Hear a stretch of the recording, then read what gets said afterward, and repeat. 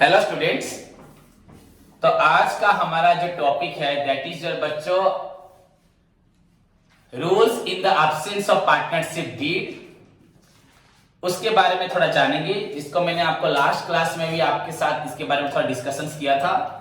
Usually बच्चों partnership farm को सुरक्षित रखने के लिए एंड फ्यूचर में अगर किसी भी प्रकार का मिसअंडरस्टैंडिंग या डिस्प्यूट क्रिएट होता है अमंग द पार्टनर्स, उसको सॉल्व करने के लिए यूजुअली पार्टनरशिप डीड का सपोर्ट लिया जाता है। इसलिए पार्टनरशिप एक्ट 1932 भी एडवाइस करती है कि पार्टनर्स को अपने फार्म में एक रिटेन डीड बनानी चाहिए दैट कंटेन्स बच्चों आपका details of the rules and बच्चों आपका रेगुलेशन, आप लोगों के टर्म्स कंडीशंस, क्या म्यूचुअल एग्रीमेंट है, क्या सोच है आपकी, आपका कितना कंट्रीब्यूशन ऑफ कैपिटल है, कितना आप लोगों ने डिसाइड किया कितना प्रॉफिट शेयरिंग रेशियो होगा, कितना इंटरेस्ट ऑन कैपिटल होगा, कितना इंटरेस्ट ऑन आपका ड्रॉइंग्स होगा, कितना इंटरेस्ट ऑन लोन होगा, what are the role of each partners. हाँ, इसके अलावा बच्चों तो हम लोग मालूम है nature of the business, name and address of the firm, name and address of the partners, any salary अगर फीस कमीशन किसी पार्टनर्स को देते हैं कि देना नहीं है या किसी वर्क पे देना है, rules related to admission, retirement, death, okay. ऐसे बहुत सारे बच्चों आपको मैंने आपको बताया था पार्टनरशिप डीड में। इनफैक्ट मैंने आपको लास्ट क्लास में बताया था अगर पार्टनरशिप डीड नहीं होती या कोई भी रूल्स नहीं होते तब पार्टनर्स कुछ चीजों पे ध्यान देते हैं एंड उनमें बच्चों सबसे वेरी सिंपल था, उनका प्रॉफिट शेयरिंग रेशियो था। जो प्रॉफिट शेयरिंग रेशियो था पहले था क्या? इक्वल। सेकेंड, किसी भी प्रकार का उनको इंटरेस्ट ऑन कैपिटल नहीं मिलेगा। सो बच्चों आपका no interest on capital, okay, किसी भी इंटरेस्ट ऑन कैपिटल दिया जाएगा नहीं। नो, वैसे ही बच्चों अगर इंटरेस्ट ऑन कैपिटल नहीं दोगे तो वैसे ही आप लोग इंटरेस्ट ऑन ड्रॉइंग्स भी चार्ज करोगे नहीं। बट इंटरेस्ट ऑन लोन आपको देना पड़ेगा। अगर आप 5% देना चाहते हो तो 5% दो, अगर राजी है पार्टनर 7% में राजी 7% दो। अगर ऐसा नहीं है तो आपको बच्चों 6% देना पड़ेगा। अगर सपोज मेरा पार्टनर मुझे 7% मांगता है, ऐसे लिखा नहीं होता कहीं पे, और हम राजी है दे सकते, बट ऐसा नहीं है तो उसके पास हक है। अगर वो 7% मांग रहा है तो हम चाहेंगे नहीं देंगे, भैया डीड नहीं है मतलब हम आपको क्या देंगे 6%। पर अगर हमारे अंदर रजामंदी है तो कोई प्रॉब्लम नहीं है। बट ऐसे अगर लगता है कि उसको देना नहीं चाहिए, नहीं देंगे, तो उसको हम लोग कितना देने के लिए ऑब्लाइज्ड है 6%। वो भी कितना लेने के लिए उसके पास हक है 6%। क्लियर? सो इंटरेस्ट और लोन बच्चों आपको दिया जाएगा कितना 6%। ये हुआ इंटरेस्ट आपका लोन। इसके अलावा बच्चों किसी प्रकार का सैलरी, फीस, बोनस ये भी आपका दिया जाएगा नहीं। किसी को भी irrespective of any work, salary हो, फीस हो, बोनस हो, कमीशन हो, किसी प्रकार का हाँ अदर देन बच्चों प्रॉफिट मिलेगा नहीं। एंड सभी पार्टनर्स के पास हक होगा to inspect the books of account. So these are the rules बच्चों in the absence of partnership deed. Clear बच्चों? ठीक है, सबको समझ में आया? तो यूजुअली पार्टनरशिप डीड अगर नहीं होती तो इन रूल्स के आधार पे अगर कोई डिस्प्यूट होता है तो उसको सॉल्व किया जाता है। इनफैक्ट बच्चों को नहीं पता तेरा शेयर कितना है, तेरा शेयर कितना है, वो बोलेगा कि मेरा शेयर इस कंपनी में टोटल 10 लाख है, मेरा 7 लाख है, उसका 3 लाख है। वो बोल रहा है भैया मेरा 7 लाख है, उसका 3 लाख है। अब तुम लोगों ने कोई डीड की है, कोई प्रूफ है, कोई गारंटर है आप लोगों का तीसरा पर्सन जो आप लोगों के बारे में इंफॉर्मेशन देगा, दोनों के सपोर्ट में देगा, ना कि एक की तरफ में देगा। ऐसा कोई अगर प्रूफ नहीं है so better to distribute their property equally. हो गया? पहले लायबिलिटी जितनी है मार्केट की दे दो, जो बचा आपको इक्वली दे दो। तो इसमें किसका कम है किसका ज्यादा है उससे कोई फर्क नहीं है, समाधान ऐसे ही होगा क्योंकि तुम लोगों ने किसी प्रकार का डीड बनाया नहीं। तो so it is better, it is advisable to have a deed. समझ में आ गई? तो हमेशा एक डीड बनाना चाहिए। ओके, अभी मैं 2-3 क्वेश्चन इसके रिलेटेड बच्चों बोलता हूं, ध्यान से सुनो। वेरी सिंपल है बच्चों। सपोज हम लोग मान के चलते हैं, सपोज ए बी पार्टनर थे। एक पार्टनर था ए,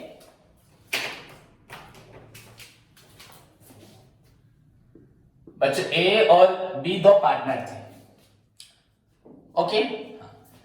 उनका बच्चों क्या था, कैपिटल कंट्रीब्यूशन था इसका 1 लाख, इसका कैपिटल कंट्रीब्यूशन था 2 लाख, हो गया। बी ने क्या किया था, आपका कैपिटल के साथ इन एडिशन टू कैपिटल, ये मैंने आपको कैपिटल के बारे में बताया, सिंपल आप लोगों से डिस्कशन कर रहा हूं। तो in addition to capital B ने क्या किया था, फार्म को लोन सपोर्ट किया था, सपोज 50,000, कितना क्लियर। उसके साथ बच्चों क्या था, फार्म में जो प्रॉफिट हुआ, प्रॉफिट सपोज फार्म का हुआ 5 लाख, ये सॉरी 50,000, कितना हुआ 50,000, क्लियर। अब यहां पे मैं बोल रहा हूं, आप लोगों का ध्यान से सुनो, यहां पे ऐड कर रहा हूं, सपोज आपका पार्टनरशिप बच्चों, आपका डीड इज क्या है, साइलेंट, पार्टनरशिप डीड क्या है आपका, साइलेंट, ओके। अब क्या हुआ, ए और बी के बीच में बच्चों झगड़ा हुआ, डिस्प्यूट हुआ, क्या हुआ, झगड़ा हुआ, क्लियर, समझ में आया कि नहीं, ओके। क्या हुआ, बी क्या बोल रहा है कि मुझे प्रॉफिट दिया जाए इन प्रोपोर्शन ऑफ बच्चों कैपिटल, ठीक है, ये बी का क्लेम है, क्या है बी का क्लेम, तो बी क्लेम है कि उसको प्रॉफिट दिया जाए according to his capital contribution. So B is claimed to share the profit on the basis of capital contribution. Okay, clear, समझ में आया कि नहीं है। सेकंड क्या हुआ, 20 का और एक क्लेम है कि उसको इंटरेस्ट दिया जाए बच्चों आपका 7% ऑन लोन, समझ में आया कि नहीं है, ओके। यहां पे ए का और एक क्लेम है कि उसको इंटरेस्ट ऑन कैपिटल दिया जाए, इंटरेस्ट ऑन कैपिटल मिले बच्चों 5%, कितने में हो गया। तो उन लोगों में डिस्प्यूट अराइज हुआ, समझ में आया कि नहीं आया, डिस्प्यूट अराइज हुआ। अब डिस्प्यूट को सॉल्व कैसे करना है हम लोग को, तो जो कमिटी के पास जाएंगे वो लोग, अगर कोर्ट में जाते हैं तो कैसे वो सॉल्व करेगा, वो देखेगा तुम्हारे पास पार्टनरशिप डीड क्या है, साइलेंट। अब कैसे सॉल्व करेगा, वो पहले बोलेगा बी का क्लेम क्या है, बी क्या बोल रहा है, बी बोल रहा है कि प्रॉफिट को on the basis of capital contribution में शेयर किया जाए, तो बोला जाएगा भैया your claim is completely invalid, unacceptable, हो गया। Because as your deed is silent, maybe आपने 2 लाख दिया है, no doubt, but you don't have any right to ask, बच्चों आप मन मर्जी से कुछ मांग सकते नहीं हो। The profit sharing ratio must be बच्चों इक्वल, तो प्रॉफिट आपका 50,000 हुआ है, so that will be distributed among A and be equally, मतलब 1:1, इसका आधा होगा 1/2, उसके भी आधा होगा 1/2, सो 25,000, सो बी इज क्लेम फॉर बच्चा प्रॉफिट क्या हुआ, फॉल्स हो गया, अनएक्सेप्टेड हो गया। देन अगेन बी ने क्या क्लेम बोल रहा है, 7%, तो बी इज क्लेम बच्चा फॉर 7% इंटरेस्ट ऑन आल्सो, बच्चों क्या डिस्प्यूट हुआ, मतलब क्या यहाँ पे, और बात हमारे अंदर नहीं है, बात हमारे म्यूचुअल की नहीं है।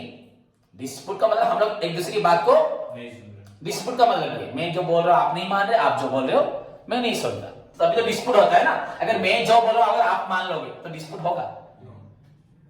बच्चा एक इंसान अगर कुछ भी बोले, आपको डांटे चिल्लाए कुछ भी बोले, स्लैंग दे थप्पड़ मारे, अगर आप कुछ नहीं बोलोगे डिस्प्यूट होगा, या अगर आप बोलोगे तो, अगर वो चुप रहे, पर जब दोनों तरफ से होगा तभी तो डिस्प्यूट होगा ना।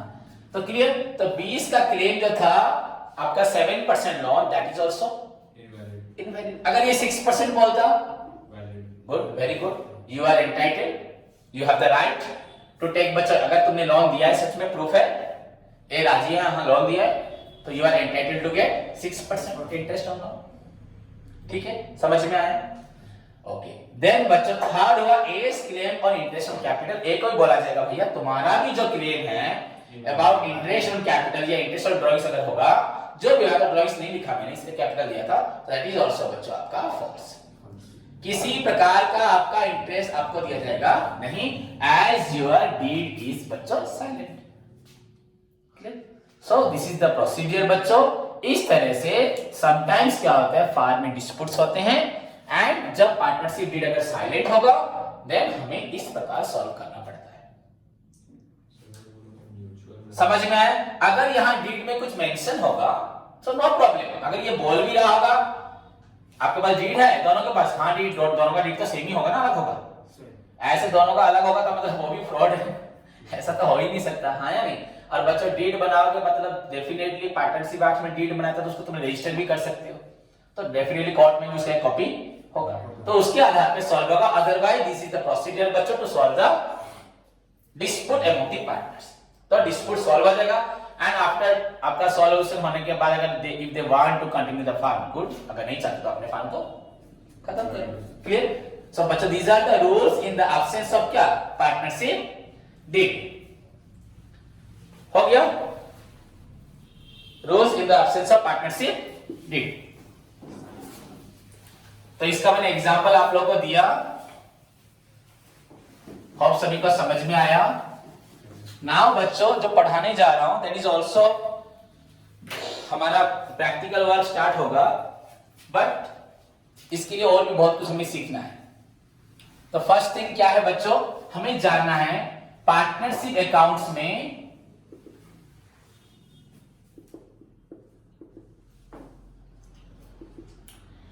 हमें क्या एक्स्ट्रा पढ़ना है जो हमने प्रीवियस अकाउंट्स में नहीं पढ़ा था। और एक बात बच्चों, अभी तक मैंने आपको रियल में इस टॉपिक में हम क्या सीखेंगे नहीं बताया। जो लोग 12th से पढ़े मेरे पास उनको मालूम है। ओके बच्चों, यहां पे हमें पार्टनरशिप बिजनेस का प्रॉफिट लॉस निकालना नहीं सीखना। So far as your book is concerned, हमें यहाँ पे पार्टनरशिप बिजनेस का फाइनल अकाउंट नहीं बनाना, या फाइनल अकाउंट बना के प्रॉफिट एंड लॉस डिटरमाइन करना हमारा ऑब्जेक्ट नहीं है। Clear? But since the topic is partnership account, मैं आपको उसके बारे में थोड़ा सा इंफॉर्मेशन दूंगा। यहां पे हमें पढ़ना है in time of any change in the partnership deed, that I will discuss with you बच्चों आफ्टर लगभग 3-4 क्लासेस के बाद डिस्कस करूंगा। एक्चुअली टॉपिक स्टार्ट होगा रिकंस्टिट्यूशन ऑफ पार्टनरशिप। क्या बोलते हैं उसको? अगर कोई पार्टनर ज्वाइन करता है, कोई रिटायर होता है, कोई डेथ होता है, तो किस प्रकार की चेंजेस आती है। समझ में आया? सिंपल सी बात है बच्चों, हमारे घर में मम्मी ने 2 जनों का खाना बनाया, अगर उस दिन आके मेरा दोस्त आए घर में पहुंच जाता है और हमारे पास एक्स्ट्रा कुछ खाना बनाने के लिए नहीं है, रात ही बहुत हो चुकी है, तो अभी क्या करेंगे? उस 2 खाने को 3 जने बांटेंगे। 2 खाने को 3 जने बांटना बच्चों आसानी सी बात है, सिंपली मम्मी सोच समझ के बांट लेगी, कम खा लेगी, तुमको दे देगी, कुछ भी करेगी। अगर 2 दोस्त हो गए तो तीसरे को तो तीनों इक्वली बांट लेंगे, हाँ या नहीं? बट ये क्या प्रैक्टिकली बिजनेस में पॉसिबल है? क्या बिजनेस के सामान को ऐसे बांट दोगे क्या? सो दैट इज बच्चों कैसे, how you will treat, if there is any बच्चों चेंज इन द डीड, अगर डीड में चेंजेस आते हैं ड्यू टू आपका क्यों चेंज आया, अगर हमने ही खुद डिसाइड किया, ए श्रीधर कल से क्या करेंगे, हमारा प्रॉफिट मेरा 2 था, तेरा 1 था, कल से तू बहुत अच्छा काम करता है, हाँ कंट्रीब्यूशन मेरा ज्यादा है पर तेरी मेहनत ज्यादा है, मैं तो आता नहीं, चलो प्रॉफिट कल से क्या लेंगे, इक्वल लेंगे। क्यों? श्रीधर को मोटिवेट मैंने किया, अदरवाइज श्रीधर क्या अपना मोटिवेशन लूज करेगा, हाँ सर ने पैसा दिया 5 साल पहले दिया था, पर हमेशा मैं ही दुकान में बैठता हूं, काम मैं ही करता हूं। तो अगर मैंने उसको एनकरेज के लिए क्या कर दिया, इक्वल परसेंटेज डिस्ट्रीब्यूट करने के लिए वादा दे दिया, तो क्या होगा, कल से हमारा जो प्रॉफिट होगा बट बच्चा सोचो, ये सिर्फ क्या प्रॉफिट लेगा, सारा प्रॉफिट भी इसका आधा हो जाएगा, सब कुछ हो जाएगा। तो हमें तुरंत उस वक्त क्या करना पड़ेगा, एडजस्टमेंट्स करना पड़ेगा कि कैसे पिछला हक मेरा ज्यादा तेरा कम था, उसको पहले एडजस्ट करेंगे, फिर कल से बिजनेस एक्टिविटीज चलता रहेगा, अकाउंट्स में बस चेंज होगा, दुकान बंद नहीं होने वाली, दुकान चलती रहेगी। हाँ, कल से फिर जो प्रॉफिट डिराइव होगा उसको हम लोग इक्वली शेयर करेंगे, हाँ या नहीं? सो वहां वही हमारा subject matter, that is reconstitution of partnership. समझ में आया? The changing of old agreement and bringing of new agreement in place of old agreement. बच्चों ड्यू टू आपका हम लोगों ने म्यूचुअली चेंज किया profit, due to admission, due to retirement, due to death, इन सभी कारणों की वजह से क्या होता है, अमालगमेशन भी होता है, टू फार्म का, दो फार्म मिल जाते हैं। तो इससे क्या होता है बच्चों, हमारे फार्म में जो एसेट्स होती है, जो लायबिलिटीज होती है, जो प्रॉफिट्स होता है, जो रिजर्व्स होता है, जो हमारे पास फंड्स होते हैं, उन सभी में सभी everything I will discuss with you one by one. मैं हर चीज बताऊंगा इन डिटेल, पर आपको ध्यान से सुनना है। मेरी बात समझ में आया कि नहीं है? तो वो हमारा सब्जेक्ट मैटर है। बट उससे पहले हमें पार्टनरशिप अकाउंट में मैं आप लोगों को बता चुका हूं ऑलरेडी फाइनल अकाउंट पढ़ाते वक्त, यहां में एक एडिशनल अकाउंट बनाना, जैसे हम यूजुअली फाइनल अकाउंट बनाते हैं बच्चों। तो फाइनल अकाउंट का अगर ट्रेडिंग कंसर्न का बात किया जाए तो पहले क्या है, ट्रेडिंग अकाउंट।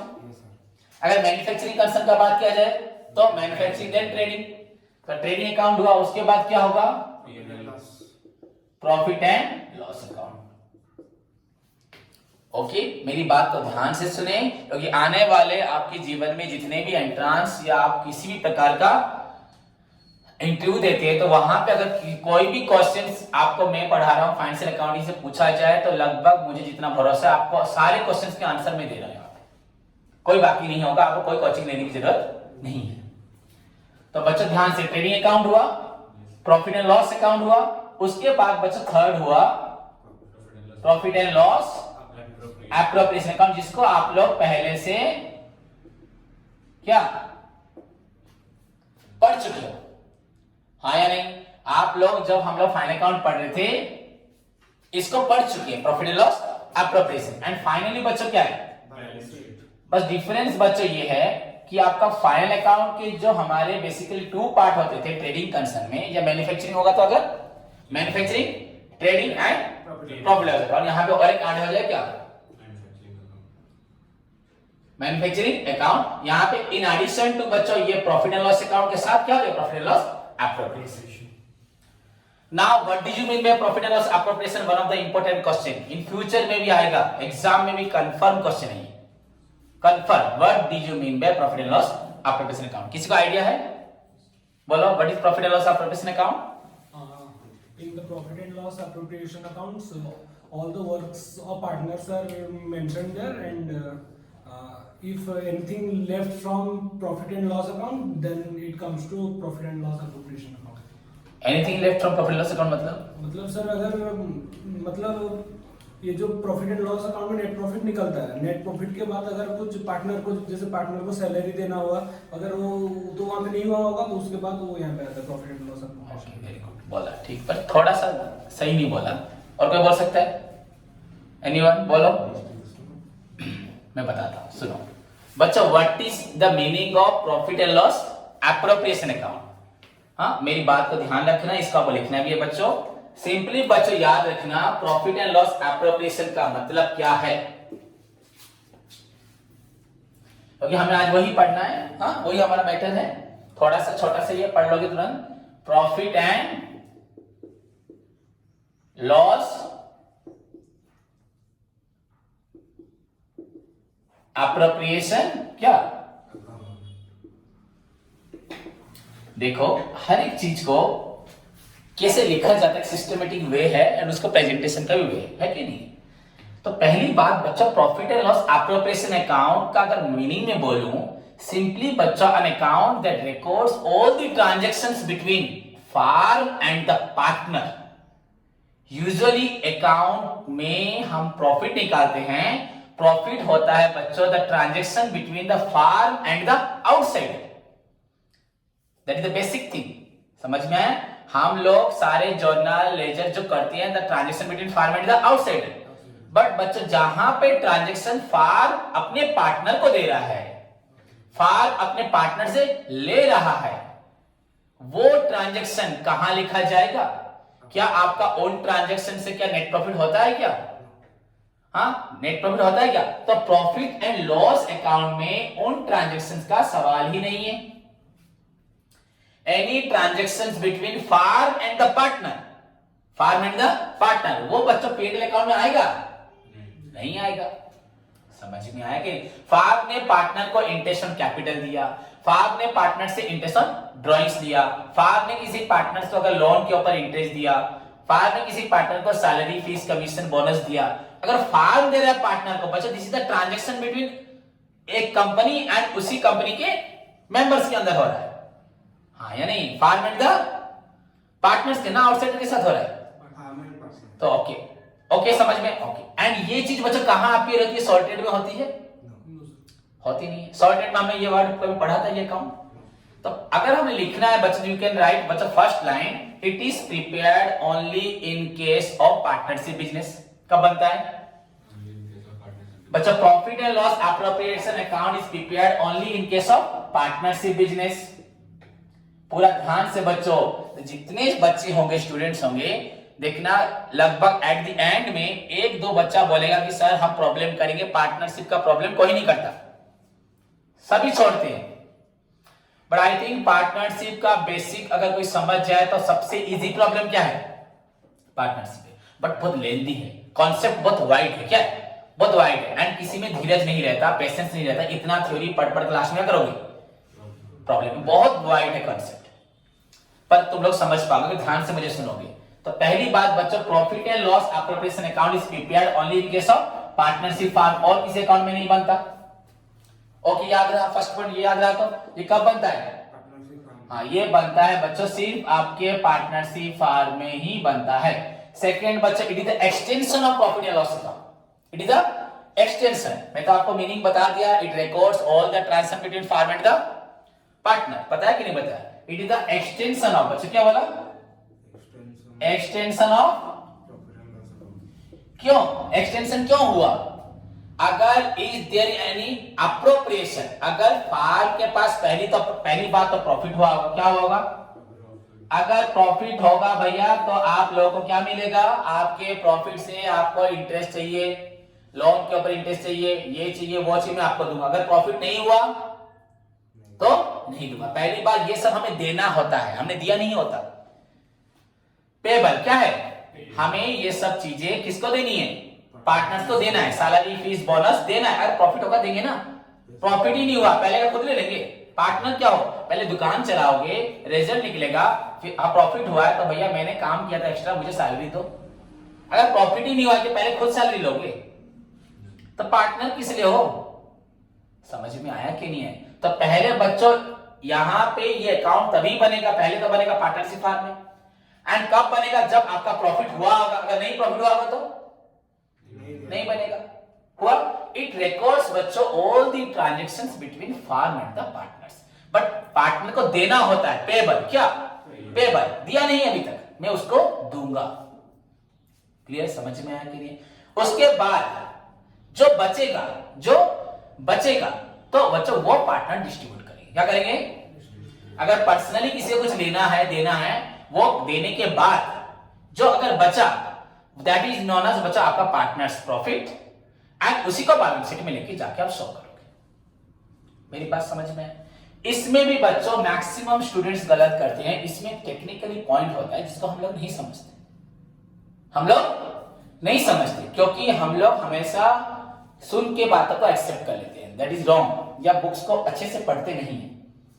पहली बात तो मैंने बताया आपको बच्चों, ये है अप्रोप्रिएशन एंड P&L अकाउंट का अगर डिफरेंस बोले, द डिफरेंस जो मैं आपको बताने जा रहा हूं, ये यूजुअली कोई नहीं बोलता, सिंपली सारे स्टूडेंट्स बोलते हैं it is the second part of preparing final account. कौन सा? P&L account. It is the third part of preparing the final account in case of partnership business only.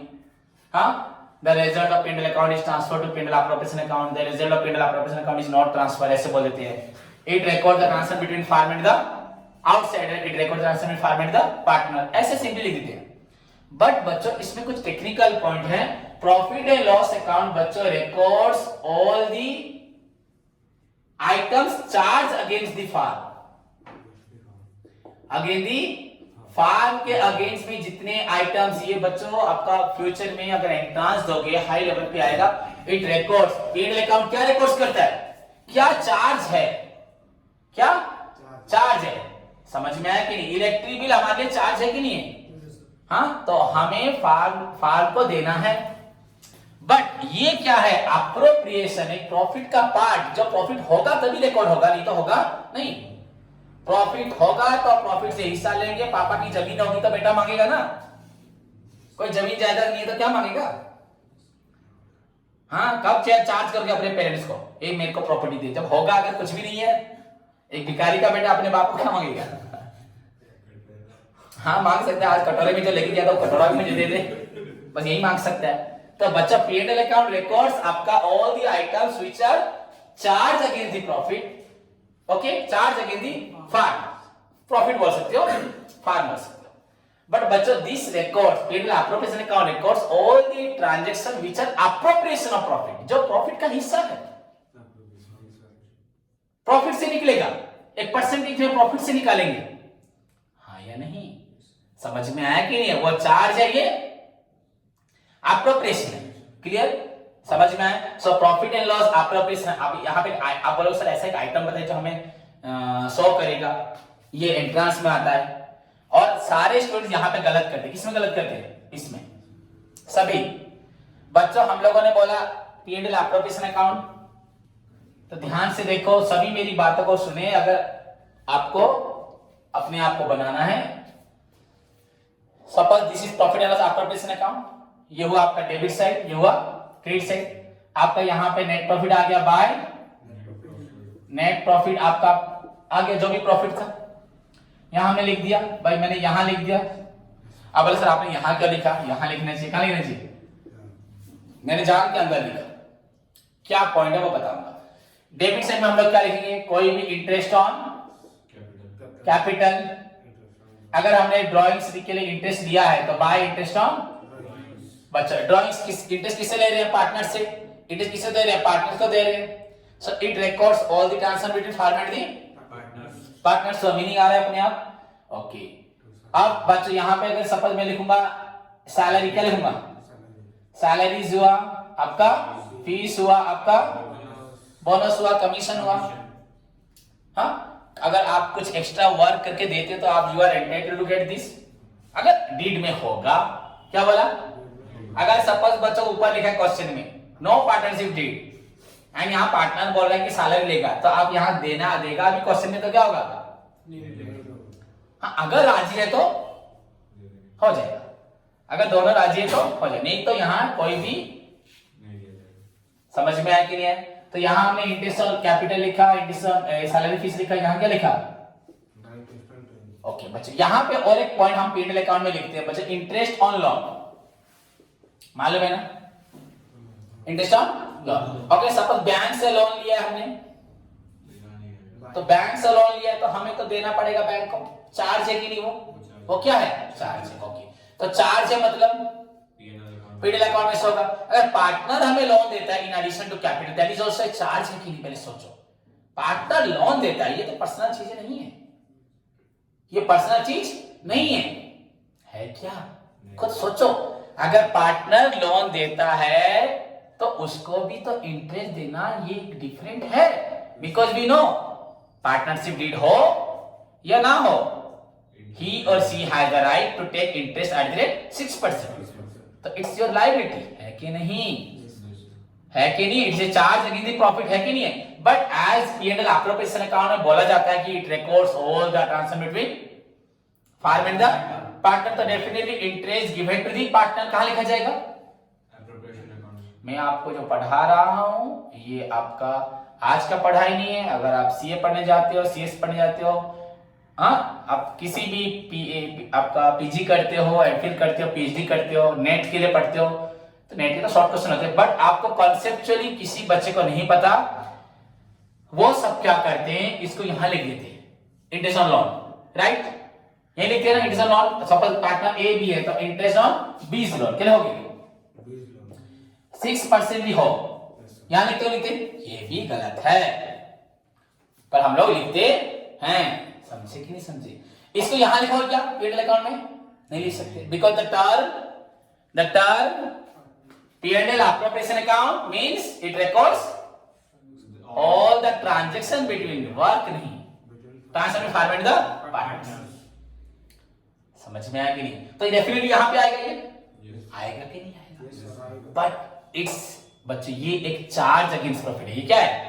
Charge against profit. तो हमें क्या करना है, simply इसको यहां न लिखिए, यहां जो नेट प्रॉफिट से माइनस कर लोगे इंटरेस्ट ऑन। ये मैं आपको बोलना चाहता था, समझे? बट हम लोग क्या करते हैं बच्चों, हम सारे मैक्सिमम टीचर्स बुक्स में भी बच्चों ऐसे मोस्ट ऑफ द टाइम लिखा होता है, बट आंसर तो ठीक होगा ना, होगा कि नहीं होगा? परचेज माइनस रिटर्न, रिटर्न अगर उससे लिखोगे, but if you think about the conceptually क्या है, समझ में आया कि नहीं? These are the item. ये क्या है? Appropriation against net profit derive from P&L account, but this is not an appropriation. क्या नहीं है? In fact, it is given to the partner. Still, it is not an appropriation. He has the right.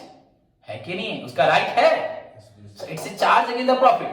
But since the term suggests it records all the transmitted form in the partner, तो हमने इसको यहाँ लिखा. But actually इसको आपको यहाँ से minus में लिखना चाहिए. That is the 100% accurate. But आपका इंपैक्ट कुछ नहीं पड़ेगा प्रॉफिट पे, आपका अकाउंट ठीक हो जाएगा, but this is the real way. क्या? Real way. Clear? So this is all about the P&L appropriation. अब समझ में आया? तो now you can write 4 5 difference लिख सकते हो। P&L appropriation, profit and loss account is prepared in case of बच्चों every business organisation to find out the net profit and net loss. Profit and loss appropriation account is prepared only in case of partnership business to find out the partners profit। क्या होगा? Partners net profit। Okay? P&L account बच्चों shows आपका all items which are charged against the firm, against the profit। Profit and loss appropriation account बच्चों all the items which are the appropriation of profit। समझ में आया कि नहीं? The result of बच्चों आपका profit and loss account is transfer to profit and loss appropriation account. The result of profit and loss appropriation account is not transferred, it is transferred to बच्चों balance sheet. कहां होगा? समझ में आया कि नहीं आया? क्या है? नहीं है? Then it's debit side records interest on capital, any salary, fees, bonus, commission, and बोल सकते हो interest on loan. But while preparing, समझ में आया कि नहीं? It will be that interest on loan must be deducted. कहां से होना चाहिए? बट इसको कोई ध्यान देता नहीं है एंड इग्नोर मार देते। ऐसे सर होगा तो होगा, हाँ होगा, but in the conceptual wise अगर बच्चे में बोल these are the items which are the appropriation of profit, am I right? ठीक है। बट अगर इसको यहां लिख दूं that is also appropriation of profit हो जाएगा। So is the interest on loan given to partner is an appropriation of profit? सभी हाँ बोलेंगे, सभी हाँ बोलेंगे, हाँ या नहीं? सभी हाँ बोलेंगे। यूजुअली सभी बोलेंगे interest on loan given to partner is an appropriation of profit. क्यों? अगर प्रॉफिट नहीं हो तो तुझे इंटरेस्ट नहीं दूंगा, अगर नहीं दूंगा तो तू कभी जीवन में लोन ही देगा नहीं। क्यों? मैं हेल्प करूंगा। It is a charge against the profit. Okay, so in addition to your trading P&L आपको P&L अप्रोप्रिएशन अकाउंट बनाना पड़ता है। कहां पे? जो हम लोग प्रैक्टिकल वर्क में मैंने आपको पढ़ाया भी था, हम लोग जब फाइनल अकाउंट्स पढ़े थे पार्टनरशिप का, उसमें हमने इसको पढ़ा था। क्लियर? ओके बच्चों, समझ में आया सभी को? तो आगे हम लोग पढ़ेंगे नेक्स्ट क्लास में। आप लोग इसको ऑलरेडी बना चुके हो, तो नेक्स्ट क्लास में हमारा टॉपिक होगा क्या? One of the very important part, okay, capital accounts. ठीक है बच्चों, तो तब तक के लिए रिवाइज करो, अच्छे से पढ़ो। ओके, धन्यवाद।